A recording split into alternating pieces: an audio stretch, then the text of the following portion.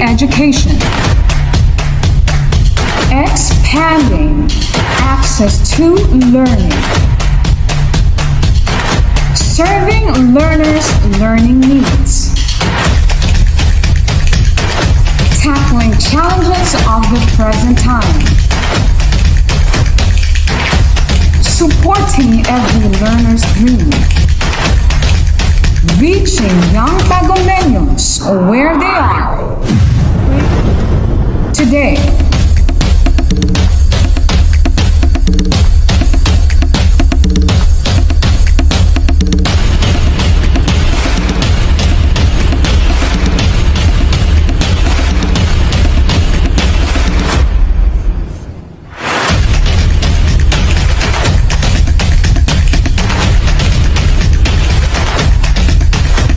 From the music capital of the Philippines, advancing in the challenge of distance learning, the official TV-based instruction of DepEd Tagum City, bringing you quality education straight to your home.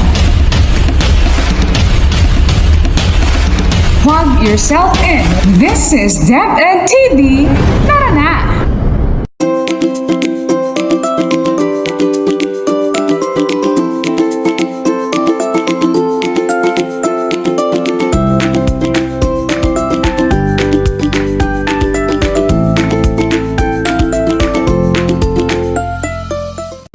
Hello learners!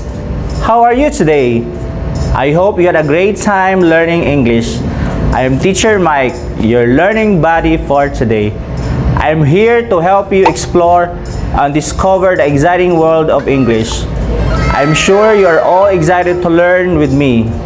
I am too. Now let's go!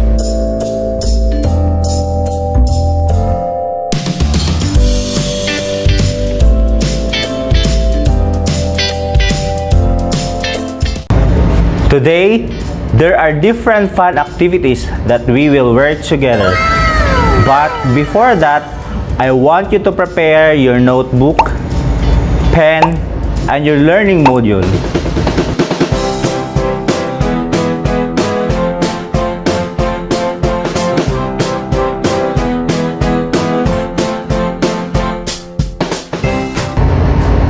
At the end of this lesson, you are expected to identify different meanings of content-specific words, connotation, and denotation. Let's check if you already have an idea about it. Now, flip your module on page 1. In your notebook, write C if the given sentence expresses connotation, and D if it expresses denotation. You are given 3 seconds to answer each item. Let's have number 1. A dove is a bird. Is it C or D? Your timer starts now. The answer is D, denotation. Wow! Number 2. A dove signifies peace. What is the answer? The answer is the letter C, connotation. Congratulations kids! You can answer the rest of the items later.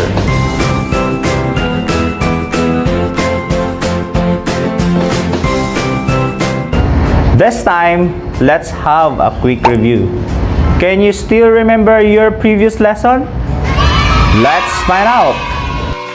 Open your module on page 2. Now, look at this table.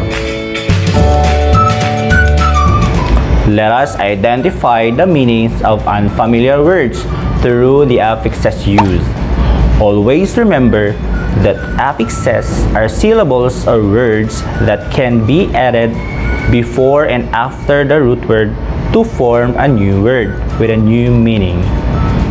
A suffix is a syllable or word part that is added after a root word, while a prefix is a syllable or word that can be added before a root word to form a new meaning. Write your answers on your notebook. You are given 10 seconds to answer. Let's begin!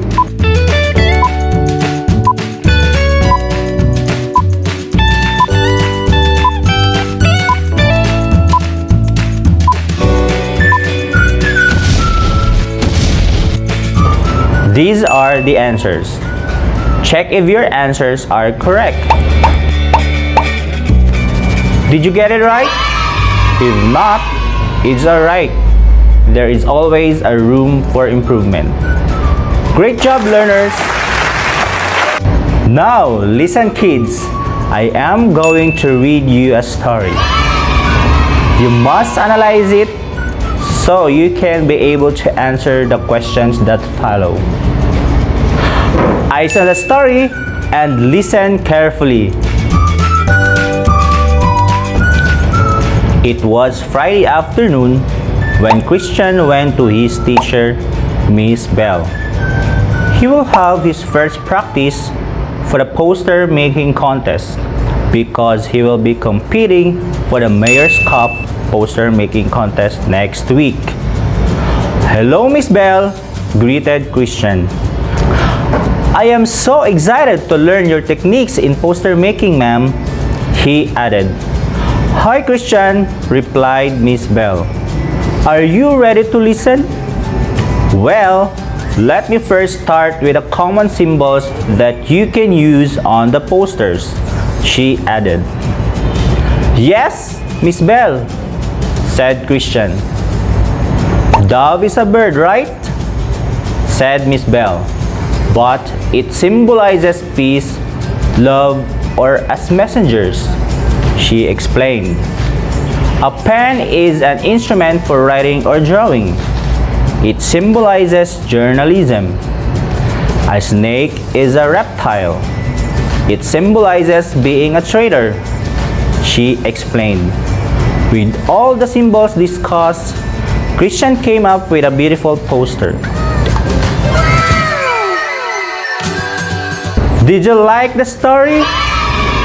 Great job, kids! You heard it right! Now, let's have a comprehension check. These are the questions. Question number 1. Who are the characters in the story?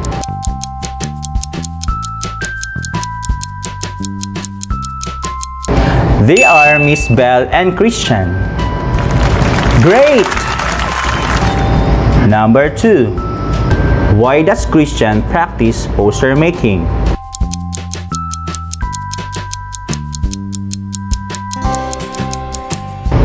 Christian practices for the poster making because he will be competing for the Mayor's Cup poster making. Number 3. What event will Christian participate in?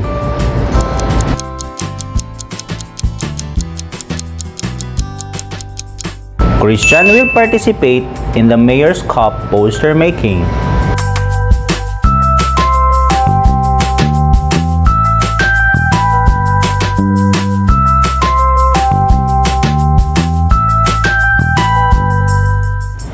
Were you able to answer all the questions? Wow! Fantastic! Now, look at this table. There is column A and column B. Let's analyze the table. Column A tells about the regular meaning of the underlined words. Column B tells what the underlined words symbolize. Therefore, some words have different meanings. They differ in the content. Now, look at these words, connotation and denotation.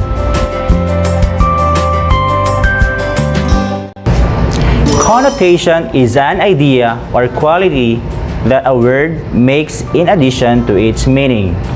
It can be positive or negative.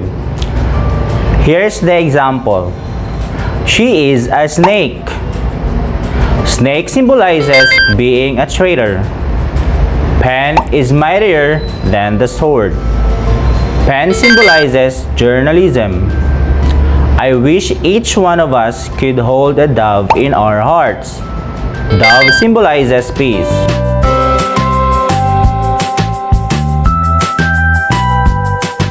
Now, let's have denotation. This is the meaning you will find in a dictionary. Example: I could still remember the flocks of doves flying in the sky. I love to write using a pen in my notebook. I saw a dead snake on the road.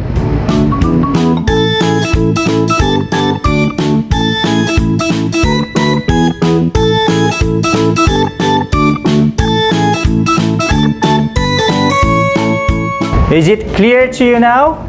The difference between connotation and denotation?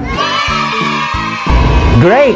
It will surely help you in constructing your own sentences because you already have the idea on how to get the meaning of content-specific words. As what I have mentioned earlier, that a word has a positive, negative, or even a neutral connotative meaning. Now, to completely comprehend a word and use it correctly, I have here more examples of denotation and connotation of words. For example, ponder on the words group, clique, and club. These three words have the same denotative or dictionary meaning, which is a set of more than one person. But each of these words has a different connotative meaning. First, the word group has a neutral connotation. Why? Because it simply defines or describes several people. It does not encourage either positive or negative feelings. Children, as you can observe, it is vital to understand the connotation as well as the denotation of a word before you use it. Or else, you run the risk of using a word out of place and does not help you get your intended idea.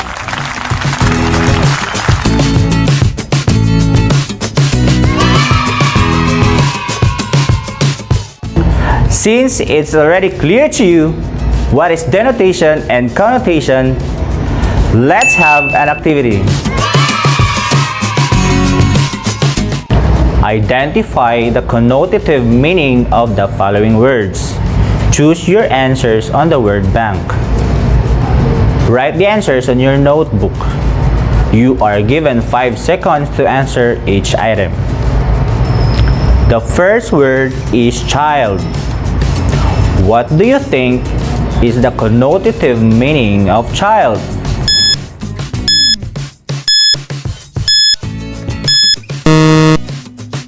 The answer is innocence. Number 2. The word is sunrise. What is the connotative meaning of sunrise?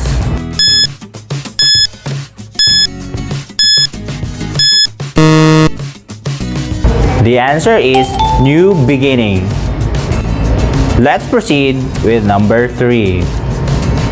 The word is book. What is the connotative meaning of the word book?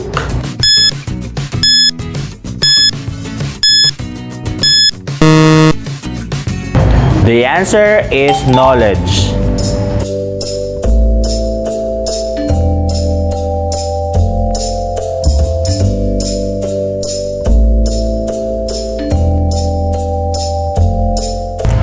Were you able to identify the connotative meanings correctly? Great job! Now let's have the next activity.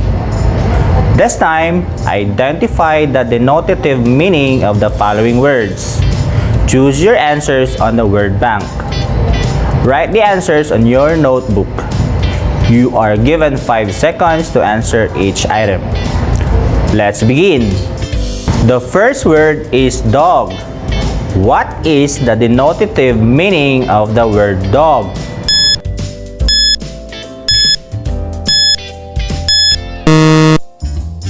Dog is a domesticated animal that barks.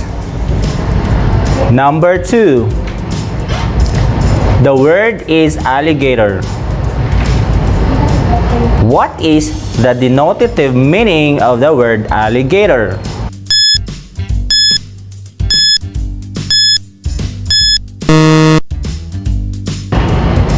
Alligator is a reptile.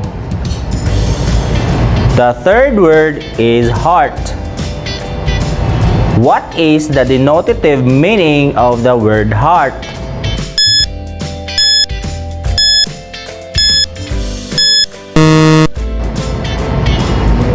Heart is a shape.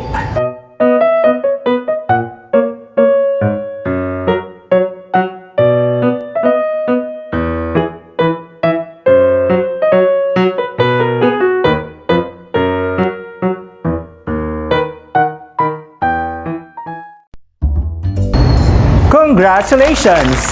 You already know how to identify the denotative and connotative meaning of a word correctly. Give yourself a loud applause.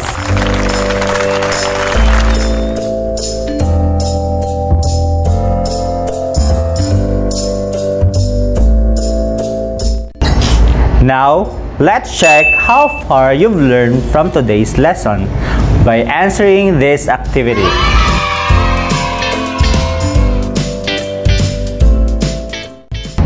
Directions. Fill in the blanks and write your answers on your notebook.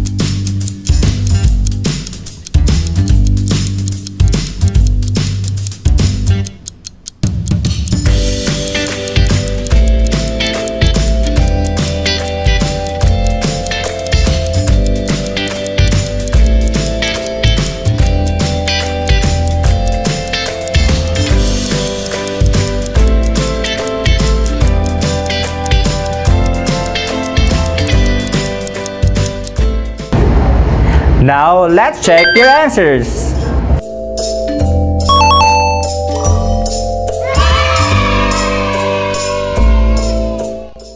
Did you get all the answers correctly? Excellent! You're indeed learning today. Now, let's apply what you have learned. Direction. Choose the letter of the correct denotative or connotative meaning of the underlined word in the sentence. Number 1. She has a big heart. A. Generous. B. Spends money wisely. Or C. Innocence. What is your answer?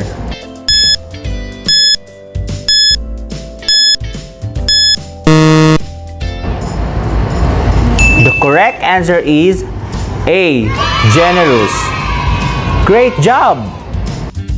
Number 2. Butterflies fly gently. A. Innocent. B. A nectar-feeding insect. Or C. Strongly felt.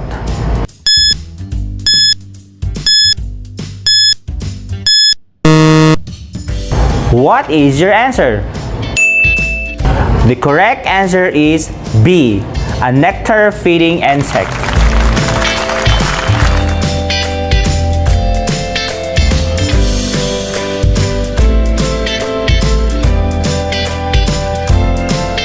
Congratulations, kids! You've gone far for today's lesson. Did you have fun with our activities? Great! Let us see if you can do it on your own now. Remember everything that you have learned. It's time to assess your learning for today. Are you ready?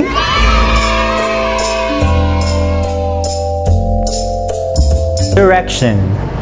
Identify the different meanings of content-specific words, connotation, and denotation. On your notebook, write the letter of the correct answer. Your timer starts now.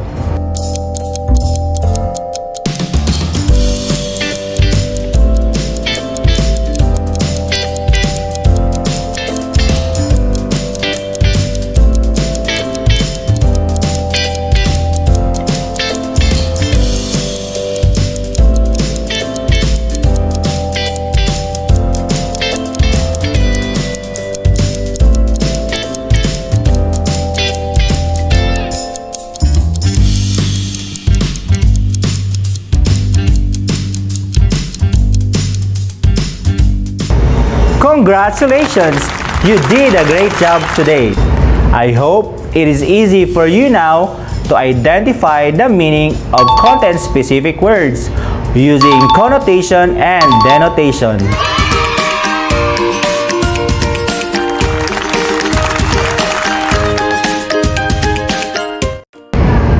Once again, I am Teacher Mike Leopardas saying, words are powerful. The more words you know, the greater knowledge will grow. Thank you everyone. Goodbye.